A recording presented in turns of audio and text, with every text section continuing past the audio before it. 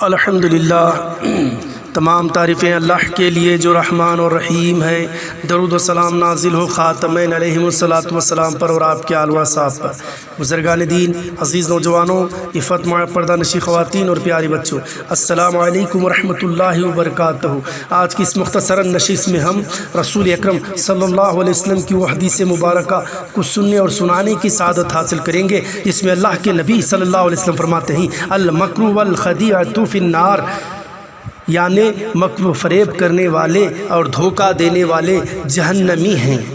اللہ کے نبی کریم صلی اللہ علیہ وسلم فرماتے ہیں جو فریب کرنے والے، جو دھوکہ دینے والے، ایک تو اپنے آپ سے، ایک تو اپنی ذات کو دھوکہ دینے والے، دوسروں کو دھوکہ دینے والے، یا خود کو سمجھتے ہیں کہ ہم نے خدا کو دھوکہ دے دیا ہے، یہ سمجھ کر مکر و فریب بنانے والے، ان کو اللہ کے نبی صلی اللہ علیہ وسلم نے فرمایا کہ وہ جہنمی ہیں۔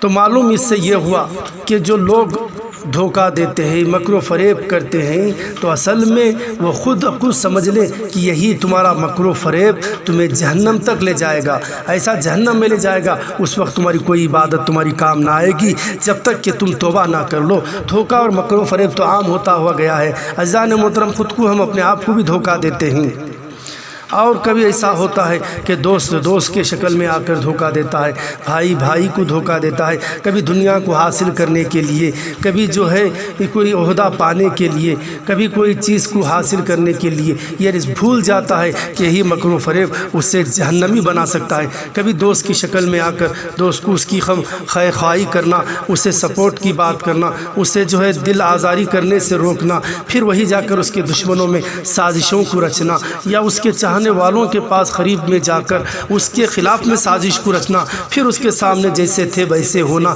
یہ بھی ایک مکر و فریب ہے، یہ بھی ایک دھوکہ ہے۔ ایک تو غیبتی بنا، اور دوسرا سب سے بڑی بات غیبت، دھوکے باز اور مکر و فریب بنا، اور یہی وہ اعمال ہیں جسے جہنم بناتے ہیں اور اسے جہنمی تک لے جاتے ہیں۔ تو عزیزان محترم، سوچے کہ ہم کس کس کو دھوکہ دے رہے ہیں، کس کے سازشوں اور مکر و فریب میں ہم جمع ہوئے۔ تو یہ سب سے بڑا امتحان ہے کہ ہم رسول اکرم صلی اللہ علیہ وسلم کی احادیث کو، قرآن کی آیتوں پر سختی سے اگر ہم عمل پیرا ہوتے، مہدی موعود علیہ السلام کی تعلیمات کو اپنی زندگی کا ایک آئیڈیل بناتے، تو یقیناً ہماری زندگی کامیاب اور کامران ہوتی۔ مگر یہاں پر بات ہی کچھ اور ہے۔ آئیے اس حدیث کے اور ایک میں تشریح کرتا ہوا چلوں۔ یہ جو مکر و فریب کے جو دو صفات کا ذکر ہے، اور اس میں یہودیوں کے لیے بھی ہے، جو یہودیوں کی خاصہ ہے، یعنی دھوکہ دینا وہ یہودیوں کا خاصہ ہے، فراڈ کرنا، گمراہی اور ہیلے بازی بنانا، اسے ایک بہانہ بنانا، اسی ملعون قوم میں رچ بس چکی تھی، یعنی ان کا خاصہ تھا۔ جو کوئی کرتا ہے تو سمجھے کہ وہ اپنے آپ کو کس زمرے میں داخل کر رہا ہے۔ کسی کو ہیلے بہانے بنانا، کسی کے ساتھ جو ہے اسی کو گمراہ کرنا یا فراڈ اور دھوکہ دینا، یہ اس قوم کا شایع نشان ہے۔ اللہ تعالیٰ کے حرام کردہ امور کو حلال کرنا اور حلال چیزوں کو حرام کرنے میں یہودیوں کے مقابلے کوئی قوم نہیں کر سکتی تھی۔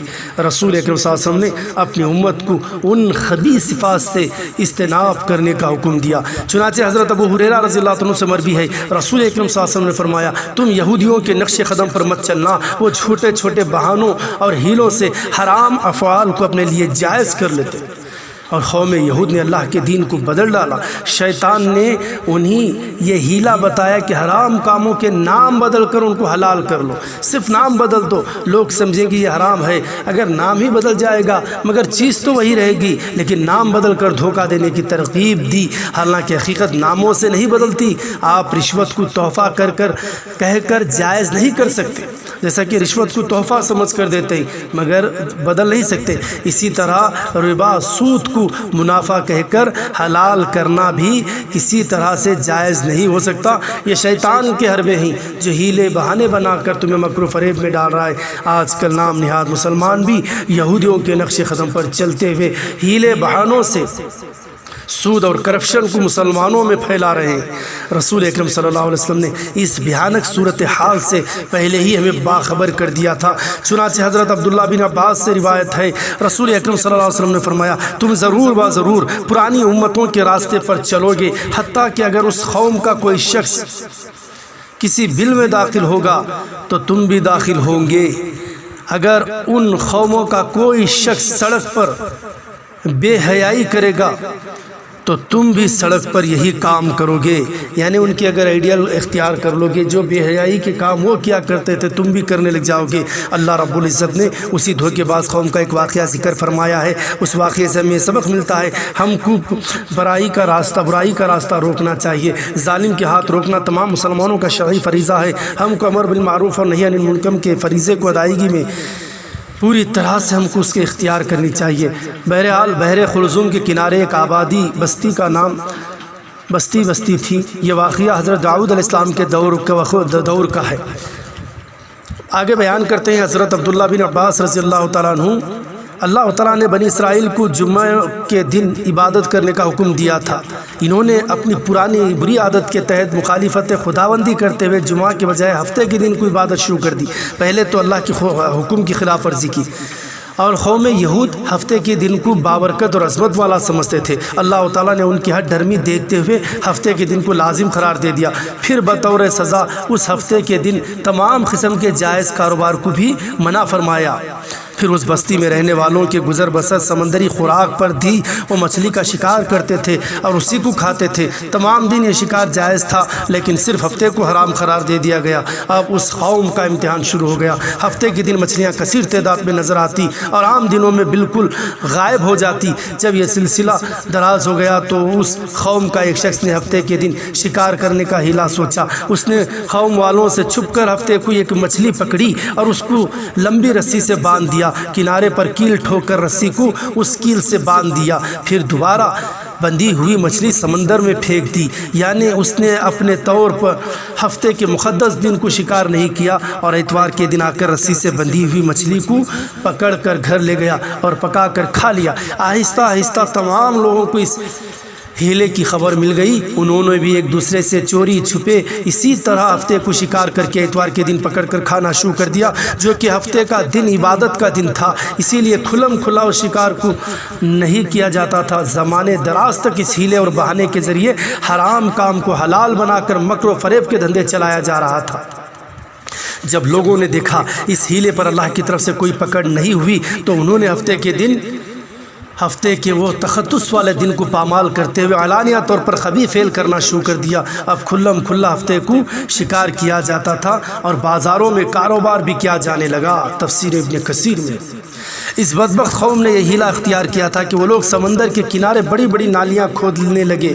جب ہفتے کا دن کثیر تعداد میں مچھلیاں کنارے پر آئے تو ان نالیوں اور گڑھوں میں بھی آ جائے، اگلے دن ان کو پکڑ کر کھا لیا جاتا تھا۔ حضرت ابن عباس رضی اللہ تعالیٰ عنہ کے مطابق جب حرام کاموں کا ارتکاب عام ہو گیا تو اللہ تعالیٰ کا عذاب شدید نازل ہو گیا۔ اگلی صبح دوسرے لوگوں نے دیکھا کہ بستی کا کوئی شخص نظر نہیں آ رہا تھا۔ لوگوں نے اس بستی کے گھروں کی چھان بین کی تو معلوم یہ ہوا تمام بستی والوں کی شکلیں مسخ ہو چکی تھی۔ آنکھوں سے معلوم ہوتا تھا یہ مرد بندر بن چکے ہیں اور عورتیں بندریا بن چکے ہیں۔ نعوذ باللہ۔ مفسرین کے مطابق یہ عذاب الہی کا شکار ہو گئے۔ ان کا جسم، ان کی شکل و صورت بندر کے تھے لیکن عقل انسانوں والی تھی۔ ایسا نہیں کہ آج کل پائے جانے والے بندر مقصودہ انسان ہیں، بلکہ بندروں کی نسل پہلے سے ہی موجود تھی۔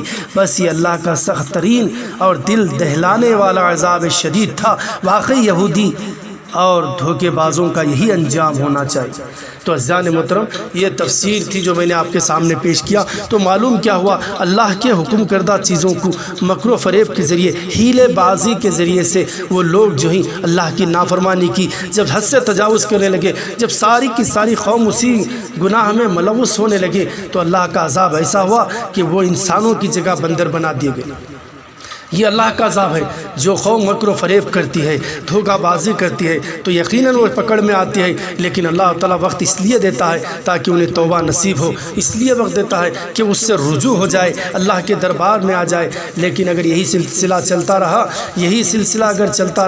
اسی طرح سے ہم دھوکہ دیتے رہے، رشوت کو تحفہ کہہ کر یا ربا کو سود کو منافع کہہ کر اگر حلال کرنے لگیں گے اور یہودوں کے طریقے کو اختیار کرنے گے جو برسوں پہلے اللہ کے نبی نے فرمایا فرمایا جس طرح وہ کریں گے وہ تم اسی طرح کرنے لگ جاؤ گے۔ تو آج دیکھتے ہی بالکل اسی طرح ہو رہا ہے، شادیاں انہی کی طرح سے، مہمانیاں انہی کے طور طریقے سے ہو رہی ہے، اور جو کچھ وہ جنم دن بھی انہی کے طور طریقے سے ہو رہی ہے۔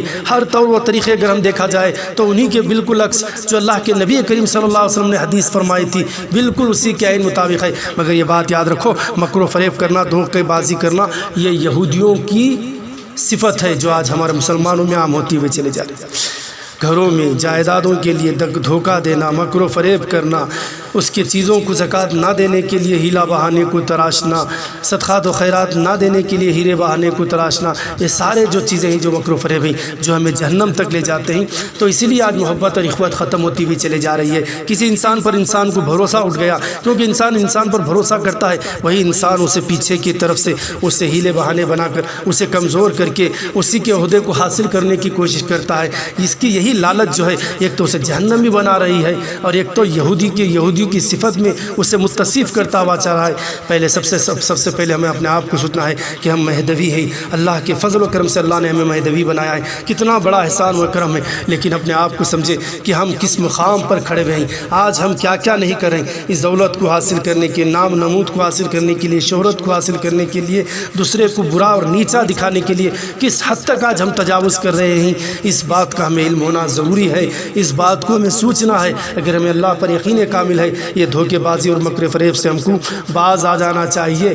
ہیلے بہانے کا نام دے کر ہم جو ہے شریعت کو تبدیل نہیں کیا جا سکتا، اسی لیے اللہ کی پناہ مانگے، کیونکہ مکر و فریب کرنے والے، دھوکہ دینے والے، دھوکہ کیسا بھی ہو، یا سامنے سے ہو یا پیچھے کی طرف سے ہو، دھوکہ ہی ہوتا ہے۔ چاہے اس کی موجودگی میں دھوکہ دیا جائے یا اس کے پیچھے پشت پناہی میں اسی کے دوست کو اسی کے خلاف میں ورغلایا جائے، یہ بھی دھوکہ اور مکر و فریب ہے جو تم نام اور نمود کے لیے حاصل کرنے کے لیے کر رہے ہو۔ تو مومن تو وہ ہے جو وہ کسی کو نہ دھوکہ دیتا ہے نہ دھوکہ کھاتا ہے۔ مومن کی صفت میں رہو، نہ کہ منافق کی صفت میں، نہ کہ یہودیوں کی صفت اختیار کرو۔ مومن تو کھلے دل کا ہوا کرتا ہے، ہر معاملے کو وہ سامنے رکھتا ہے، اور پیچھے کا کھیل کھیلنا یہ تو منافقین کی، یہودیوں کی صفت ہے۔ اللہ ہم تمام کو اس سے محفوظ فرمائے۔ اے اللہ، جانے انجانے میں جس طریقے سے بھی غلطیاں ہو گئی، اللہ تم معاف اور درگزر فرما۔ اے اللہ، نوجوان سمجھ سے باہر ہوتے ہوئے یہودیوں کی مشابہ اختیار کر رہے ہیں، اے اللہ ان کی حفاظت فرما، تاکہ گناہ کو گناہ سمجھے اور اس سے ہم کو اجتناب کرنے کی اللہ توفیق عطا فرما۔ اور اللہ مکر و فریب اور ہیلے بازی سے ہم تمام کو باز رکھ، اور اس سے ہم تمام کو محفوظ فرما۔ سچا اور پکا مسلمان اور مہدوی بنا، اور سچی اطاعت کرنے کی ہمیں توفیق عطا فرما۔ تیرے عذاب سے اے اللہ جس طریقے سے بھی تو نے عذاب اور عتاب نازل فرمایا ہے، اس سے ہم تمام کو محفوظ فرما اور ہماری حفاظت فرما۔ جو ہمارے قریب ہیں ان کی حفاظت فرما، جو ہمارے بھائی وطن عزیز کو چھوڑ کر جو اپنے ذمہ داریوں کو نبھانے کے لیے روزی روٹی کی تلاش میں گئے ہوئے ہیں، ان بھائیوں کی بھی جان اور مال کی حفاظت فرما، ان کی بھی ہر آفتوں سے ہر بیماریوں سے اے اللہ تو ان کی بھی خصوصیت کے ساتھ حفاظت فرما۔ وآخر دعوانا الحمدللہ رب العالمین۔